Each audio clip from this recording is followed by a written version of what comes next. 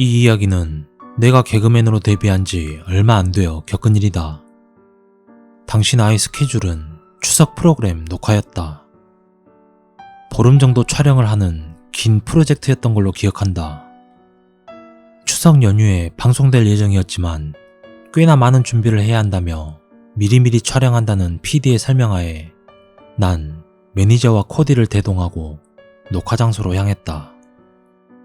당시 추석이 예년보다 빨랐기 때문에 녹화하던 때는 여름의 막바지였다.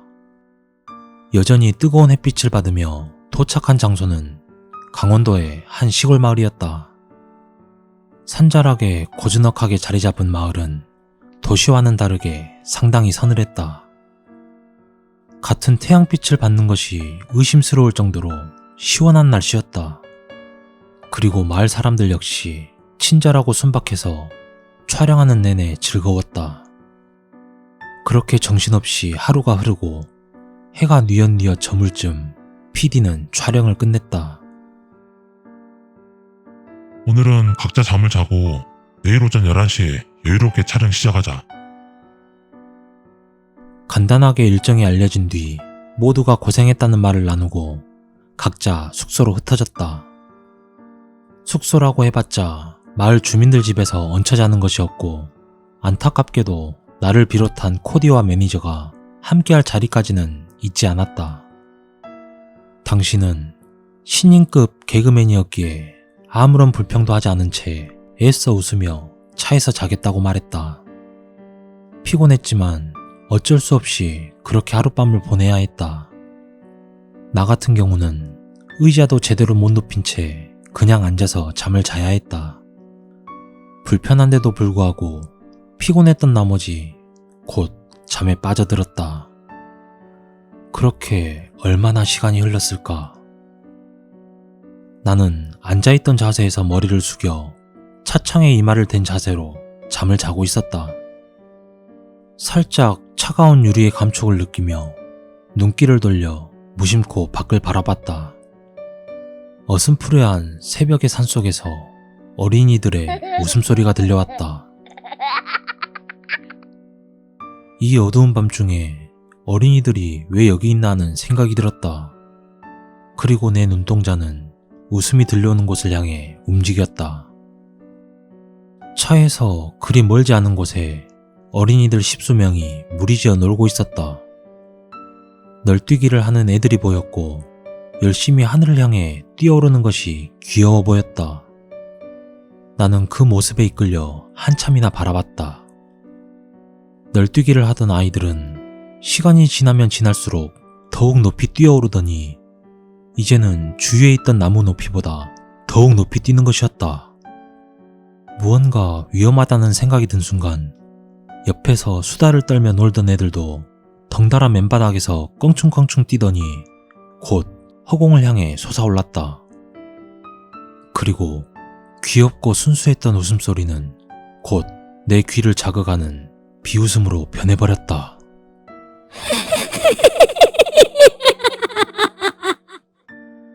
정말 괴기스런 상황을 겪고 있던 나는 이 상황을 피해보고자 몸을 움직여보았지만 내 몸은 전혀 움직이지 않았다.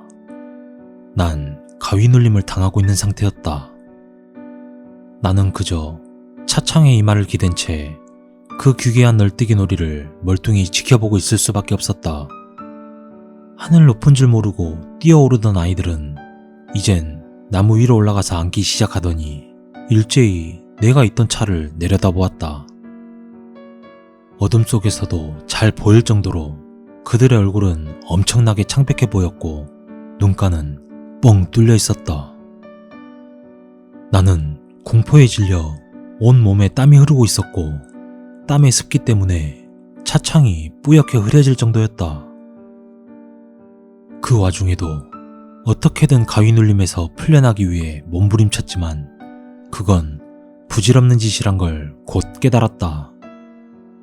나무 위에 앉아 조용히 날 내려다보던 아이들은 모두 허공에 떠올라 천천히 날아오기 시작했다. 그 모습은 아직도 내 뇌리에 생생할 정도로 공포였으며 천천히 날아오는 순간이 1년, 아니, 10년같이 길게 느껴졌다. 그리고 땅바닥에 사뿐히 착지한 아이들. 아니, 귀신들은 차를 둘러싸고 다시 미친 듯이 웃어댔다. 처음보다 더 날카롭고 괴랄한 소리를 내며 말이다. 입가에 한껏 미소를 머금은 어린이들. 거기에 눈이 있어야 할 자리엔 검은 기운만이 남아있을 뿐 차창에 머리를 기대고 굳어버린 나를 빤히 쳐다보고 있었다. 그리고 차에 더욱 바짝 달라붙으며 조롱하듯이 계속 웃음소리를 냈다.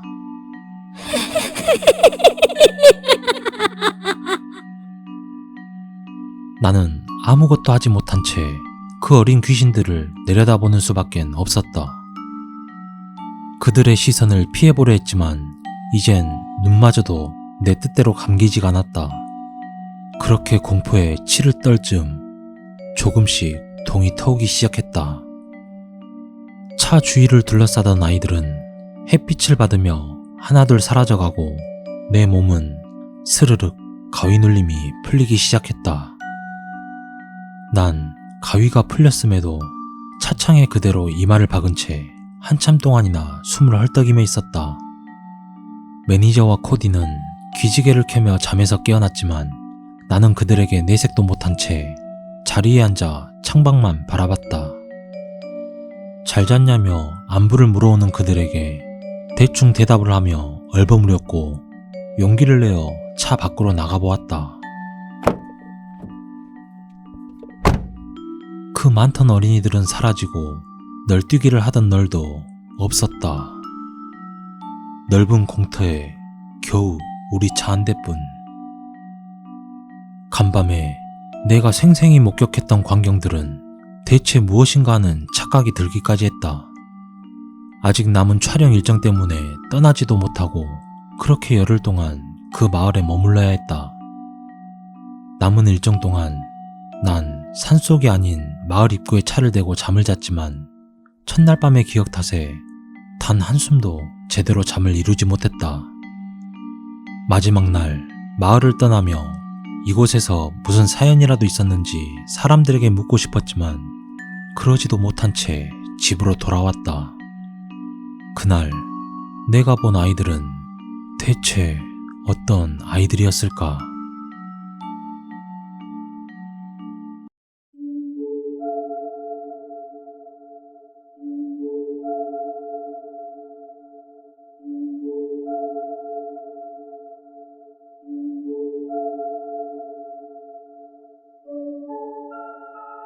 (1995년의) 어느 여름날, 연예계의 소문난 절친인 이영자, 정선희, 엄정화, 홍진경은 마침 비어있던 스케줄을 활용하여 강원도로 기차여행을 떠나게 되었다. 당시 홍진경은 데뷔 만 2년 차인 신인이었지만 이영자의 소속사에 영입되면서 열려라 웃음천국 영자의 전성시대 코너에 출연함으로써 굉장한 인기를 얻고 있을 때였다. 아는 분들은 알겠지만 이영자는 최화정, 최진실, 엄정화, 이소라, 정선희와 소문난 절친이었다. 이영자의 소속사에 영입된 것을 계기로 홍진경도 거기에 합류하게 되었다고 한다. 그렇게 네 사람은 기차를 타고 강원도로 출발했다. 그런데 아침부터 살짝 날씨가 흐리더니 서울을 벗어나자 차츰 빗방울이 떨어지다 이내 굵은 빗줄기로 변했다. 아침 일찍부터 서둘러 나온 탓에 잠을 제대로 못 자기도 했고 마침 밖에는 비가 쏟아져 날씨마저 우중충하니 다들 어느 순간 기차에서 잠이 들게 되었다. 그러다 얼마나 시간이 지났을까? 옆에 있던 정선이가 갑자기 홍진경을 깨웠다. 얘 진경아, 잠깐만 일어나봐. 빨리. 홍진경이 비몽사몽간에 눈을 떠보니 맞은편에 앉은 이영자와 엄정화는 여전히 깊은 잠에 빠져 있었다. 언니, 왜요? 너 빨리 창문 밖에 좀 봐봐. 그 말에 홍진경이 졸린 눈을 비비며 창밖을 바라보니 창 밖에는 거의 폭우가 쏟아져 시야가 흐릿흐릿할 정도였다. 그런데 그 폭우 속에 누군가가 서 있었다. 정확히는 30대 초중반 정도로 보이는 여성과 7, 8살쯤 되어 보이는 남자아이였고 언뜻 봐도 엄마와 아들처럼 보였다. 제일 처음 든 생각은 비가 저렇게 쏟아지는데 우산도 안 쓰고 왜 저러고 있지? 저러다 애 감기라도 걸리면 어떡하려고. 하는 생각이었다. 그러다 문득 기차가 달리고 있다는 것을 깨달았다. 기차가 달리고 있음에도 불구하고 창밖의 모자는 그대로 서서 기차 안을 응시하고 있었던 것이었다. 분명 사람이 아니구나 하는 생각에 소름이 돋았고 순간 겁에 질린 홍진경은 다시 정선이를 돌아보며 말했다. 언니, 저거 사람 아니죠? 저거 귀신 말을 하려다 그만 말문이 턱하고 막혀버렸다. 그때 정선이는 곤히 잠들어 있었다.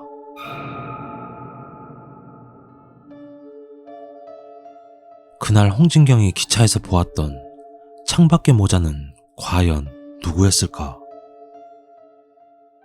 그리고 기차 안에서 정선이의 모습으로 홍진경을 깨운 것은 과연 누구였을까?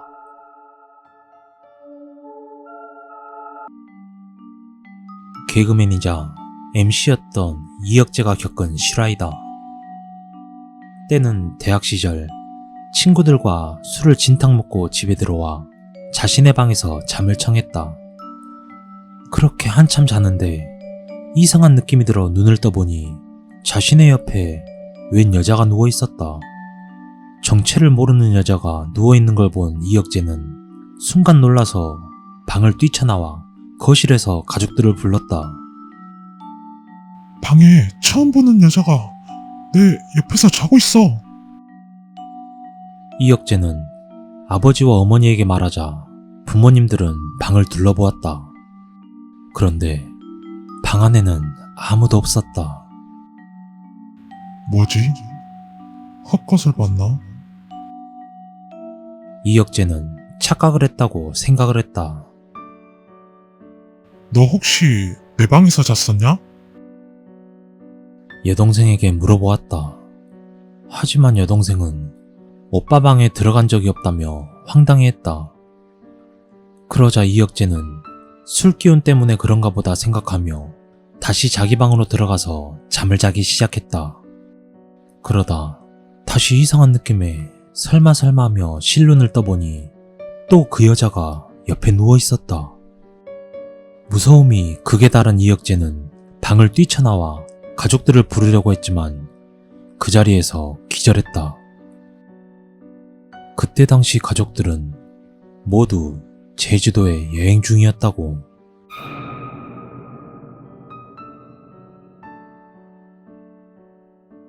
이 이야기는 컬투 정찬우가 실제로 군생활 도중 겪었던 이야기다.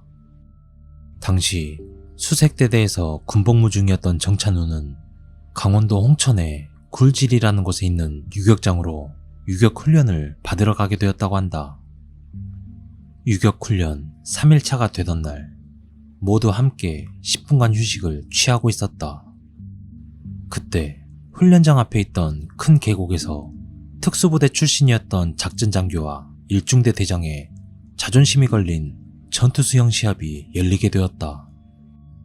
전투수영이란 군복과 전투화를 모두 착용한 채 수영을 하는 것이라 일반 수영보다 훨씬 더 힘들고 어렵다. 거기다 그날은 장마가 지나간 지 얼마 안 되었던 때라 계곡물이 많이 불어 있었고 물살도 아주 거칠었다.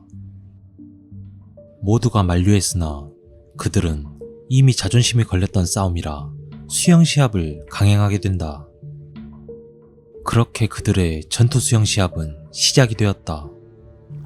그리고 일중대장이 먼저 계곡의 반대편에 도착하게 되었다.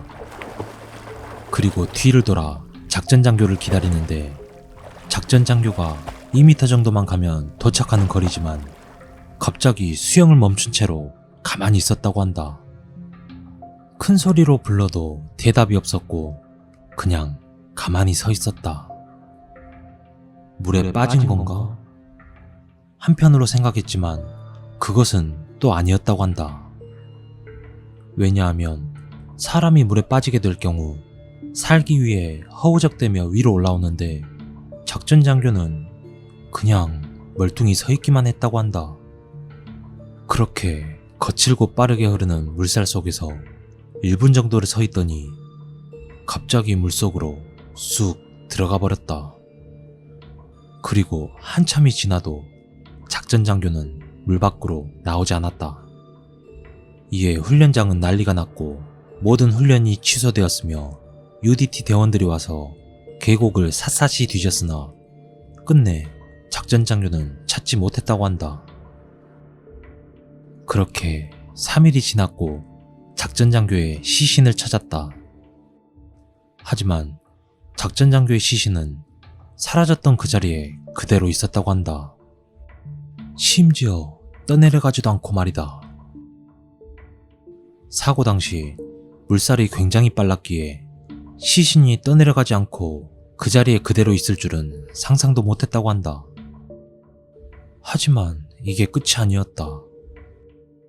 작전장교의 시신을 옮기고 난 뒤 시신이 발견된 곳에 긴 말뚝을 박아 표시를 해두었는데 말뚝을 아무리 빼려고 해도 빠지지가 않았다.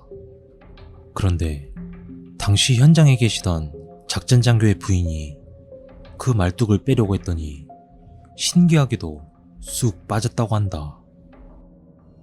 그리고 그 말뚝을 계곡으로 던졌는데 말뚝이 떠내려가지 않고 그 자리에 한참을 빙글빙글 돌다가 떠내려갔다고 한다.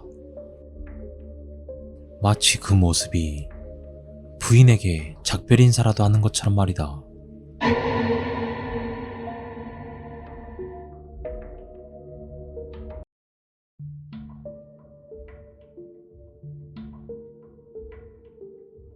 이 이야기는 배우 변우민의 실화이다. 영화 캘리포니아 촬영차 홍콩의 한 숙소에서 머무를 때 겪은 일이다. 때는 1997년 9월 4일부터 10월 30일. 당시 나는 제작 부장 겸 조연으로 홍콩과 한국으로 가며 촬영과 번역 작업을 하다가 이래서는 안 되겠다며 현지에 아파트를 구입해서 살았다. 여느 아파트와는 다를 바 없이 평범한 아파트였지만 첫날부터 기묘한 일이 시작되었다. 소파에 앉아 쉬고 있던 중 갑자기 화장실에서 물 흐르는 소리가 나는 것이었다.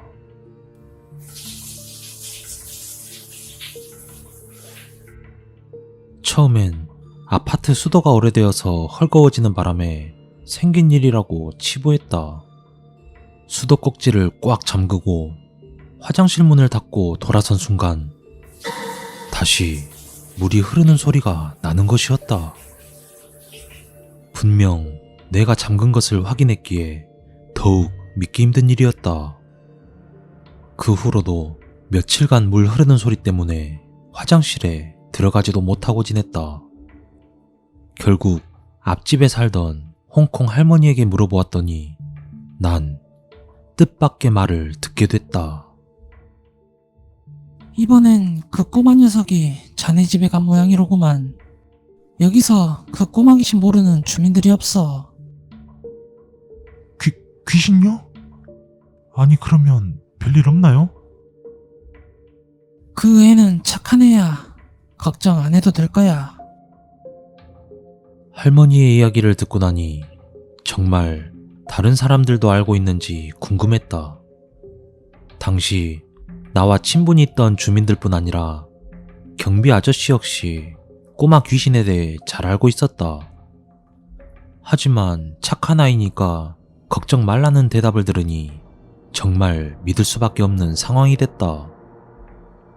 그날 이후 화장실에서 물 흐르는 소리가 나도 안심이 되기 시작했고, 홍콩 스태프들에게 장난치지 말라는 홍콩 말인 레이콕 따거 있다 라고 말하면서 무서움을 떨쳐냈다. 그렇게 며칠이 지났을까? 촬영이 끝나고 돌아오니 화장실에서 물소리가 다시 들려오기 시작했다. 레이콕 따고 있다. 난 너한테 관심 없어. 그만해. 이렇게 혼잣말을 하며 화장실에 들어가 수도꼭지를 잠갔다. 그리고 돌아선 순간 갑자기 문이 쾅 소리를 내며 닫히는 것이었다. 지금 난 화장실에서 나가지도 않았는데 저절로 문이 닫혀버리니 머릿속은 오만 가지 생각이 밀려왔다. 평소와는 다른 수준의 장난에 결국 그 자리에 얼어붙고 말았다.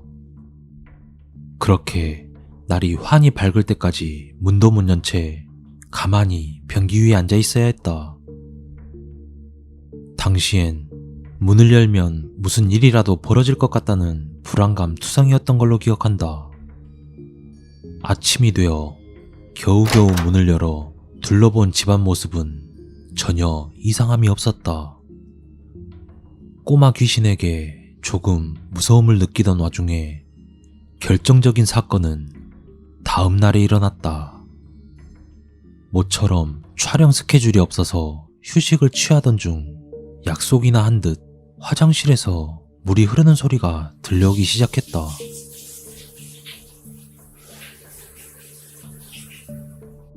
난 늘 하듯이 레이콕 따거 있다를 혼잣말로 말하며 화장실 수도꼭지를 잠그고 나왔다. 그런데 그 후 침대 이불 속에서 낯선 소년의 얼굴이 보이는 것이었다. 눈과 머리를 보일 듯 말 듯이 하며 그 꼬마 귀신은 내게 모습을 드러낸 것이다. 결국 그날 내내 난 침대 위에 눕지도 못하고 뜬 눈으로 밤을 샌 후 촬영 현장에 나가게 되었다. 공포심에 침대 쪽엔 애써 눈길도 주지 않은 채 말이다. 그런데 또 놀라운 일은 촬영 현장에서 겪게 되었다. 촬영 스케줄이 끝나고 홍콩 스태프들과 한국 스태프들이 술자리를 가지게 되었는데, 나에게 평소 장난을 많이 치던 홍콩 스태프에게 장난치지 말라는 뜻으로 레이콕 따거 있다를 말했다. 그러자 순간 조용해지더니 분위기가 가라앉으려 하자 한국 통역사가 나에게 넌지시 말을 건넸다. 우민씨, 혹시 그 레이콕 따거 있다가 뭔 말인지는 알아요? 네. 홍콩 스태프들이 저보고 장난치지 말라는 뜻으로 알려주던데요? 그거 너 손가락 잘라버린다는 뜻이에요. 홍콩 스태프들이 짓궂은 장난을 쳤네요.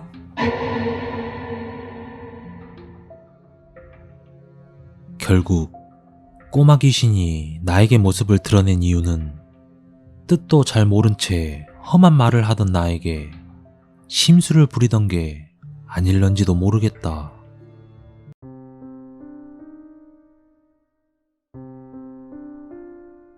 내 밥벌이는 음악이며 소위 말하는 대중음악을 하고 있어. 가수 공연, 녹음, 뭐 그런 계열의 일들이 내 주된 일이지. 지금으로부터 몇 년 전, 그날도 모 가수의 공연을 끝내고 뒤풀이를 거하게 하고 있었어. 술기운도 꽤 오르고 할 무렵 갑자기 8, 90년대에 포크 가수로 활동하시다 돌아가신 김정학 씨의 이야기가 나왔지. 난 그때는 학생의 신분이었기 때문에 직접 만난 일은 없었기에 술을 마시며 조용히 형들의 이야기를 듣기 시작했어. 뭐 예상대로 한창 그분이 활동하시던 시절에 함께했던 옛 추억의 회상으로 이야기가 시작되었는데 이야기가 점점 뜻하지 않는 방향으로 흘러가는 거야. 얘기를 듣자 하니 김정학이란 사람 신기가 있었던 모양이야. 내가 그 자리에서 처음 들었던 일화는 밤늦게 귀가하시던 그분의 어깨가 너무 무겁고 아파서 이상하다 싶어 위를 쳐다봤는데 웬 여자가 어깨를 밟고 올라서서 자신을 내려다보고 있다는 이야기였지. 난 그 이야기를 들으며 왠지 어디서 들어본 떠돌아다니는 그저 그런 뻔한 이야기 스타일이라 생각하며 피식 웃어버렸어. 귀신이 엎여 있었다던가 하는 뻔한 얘기. 그렇게 이야기는 오고 가는 술잔 속에 계속 진행되었는데 이제부터 듣게 되는 이야기들이 정말 내 귀를 의심케 하는 것들이었어. 하루는 김정학 씨와 함께 술을 마신 형들이 2차로 김정학 씨 집으로 가게 되었다고 해. 그런데 집에 들어서자마자 그 가수는 자신의 아내를 보고 다짜고짜 쌍욕을 했다고. 차마 입에 담지 못할 욕들을 거침없이 내뱉는 김정학 씨를 주위 형들이 겨우겨우 말려 데리고 나왔다고 해. 잠시 뒤 상황이 진정된 후 김정학 씨가 사람들에게 얘기를 해주더라는 거야.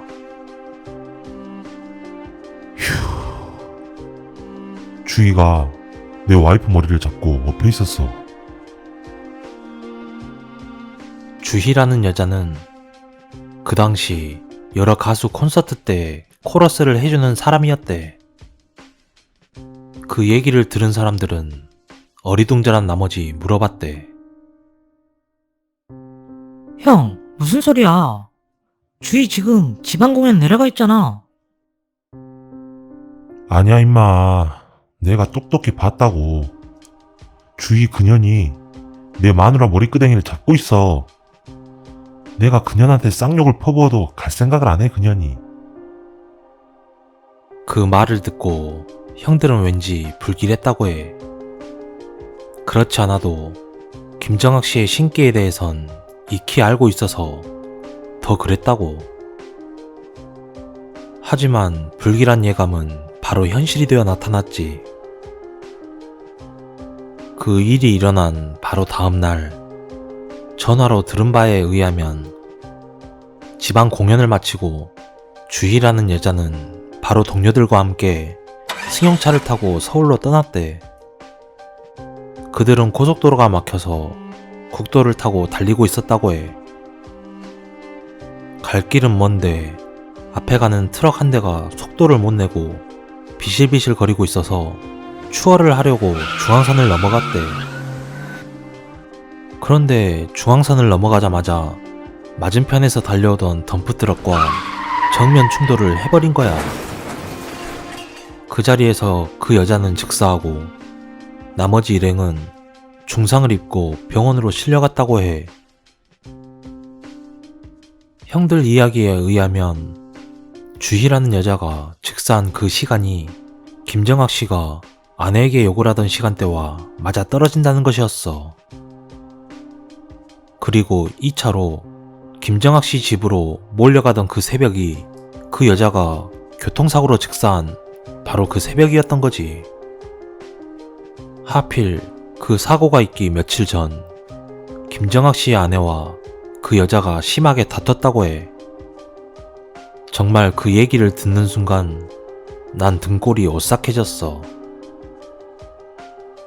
그렇게 이야기는 계속 흘러 김정학 씨의 이야기에서 주희란 여자의 이야기로 자연스레 옮겨져 갔지. 주희 녀석 정말 불쌍하지. 혀를 차며 형들은 한창 젊은 나이에 사망한 주희를 안타까워하며 이야기를 시작했어.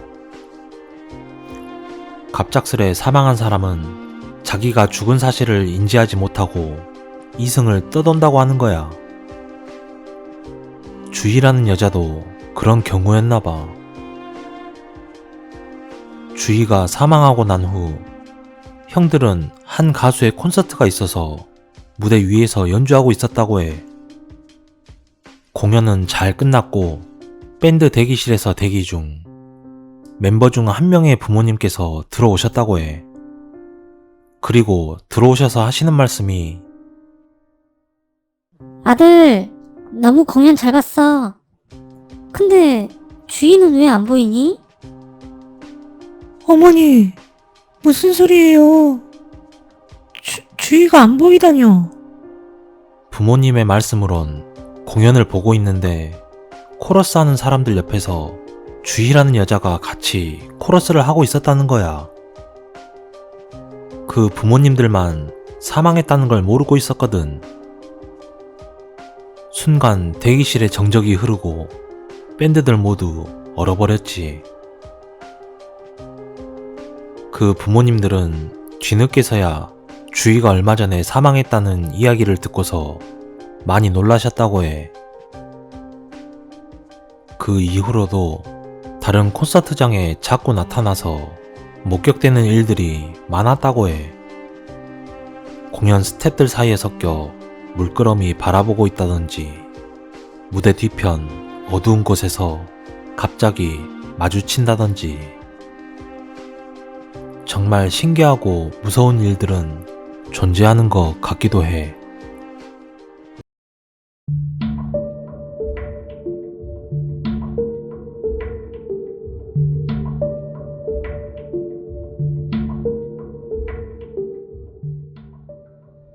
(1990년대) 가수 구피가 겪었던 이야기다.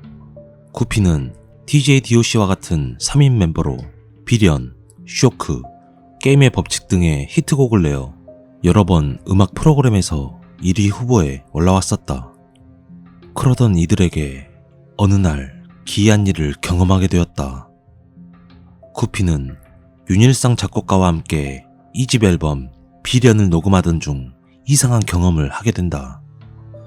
1997년 8월 10일 새벽 2시 보컬 이승광은 바쁜 스케줄 때문에 며칠 동안 밤샘을 하고 무척 피곤한 상태로 녹음실에서 녹음을 하게 되었다.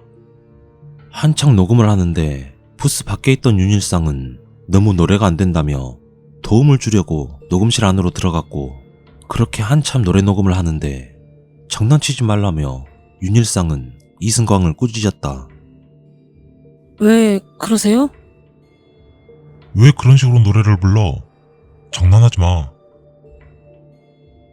그래서 둘은 무엇이 잘못되는지 파악하려고 녹음실을 나와 녹음된 노래를 듣고 깜짝 놀라게 된다. 노래 속엔 웃음과 울음소리가 들렸고 이상한 잡음소리에 윤일상은 헤드폰을 벗었다. 너도 들었니? 저도 들었어요. 귀신이라고 생각한 둘은 너무 무서웠지만 진짜 귀신의 목소리인지 확인하기 위해 전문 엔지니어를 불러 자세히 알아보기로 했다. 그런데 아무것도 녹음하지 않은 채널에 그 소리가 들렸고 확인해보니 분명 웃음소리였다. 이상한 점은 분명히 10번, 11번 채널에서 녹음을 했는데 다른 채널에 녹음이 되었다고 한다.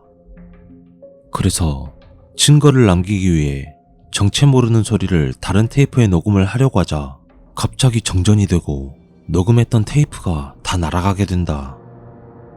그리고 그날 새벽에 혼자 녹음실을 나와 집으로 돌아가려고 엘리베이터 1층을 눌렀다. 그런데 그가 내린 곳은 엉뚱하게도 지하 주차장이었다. 다시 위층으로 올라가기 위해 버튼을 누르는데 갑자기 고장이 나서 엘리베이터를 사용할 수 없게 되었고, 하는 수 없이 계단으로 걸어서 1층까지 가기 위해 출구로 향하는데 지하주차장 출구 쪽에 어떤 여자가 서 있었다. 그 여자는 빤히 쳐다보고 있었지만 대수롭지 않게 생각하고 출구 쪽으로 걸어갔다. 여자는 웃으면서 쳐다보았고 향수 냄새가 진동을 했다. 그렇게 스쳐 지나가고 그 여자와 점점 멀어지는데 뭔가 찝찝한 마음에 뒤를 돌아본 순간 그 여자가 어느새 뒤를 쫓아왔는지 얼굴을 바로 앞까지 들이밀었고 5초가량 눈을 마주치게 된다. 이승광은 그 여자의 눈을 보는 순간 머릿속에 사람이 아니라는 걸 알아챘다. 그리고 잠시 후 그 여자는 마치 비디오를 2배로 빠르게 리와인드하는 것처럼 순식간에 사라지고 없었다.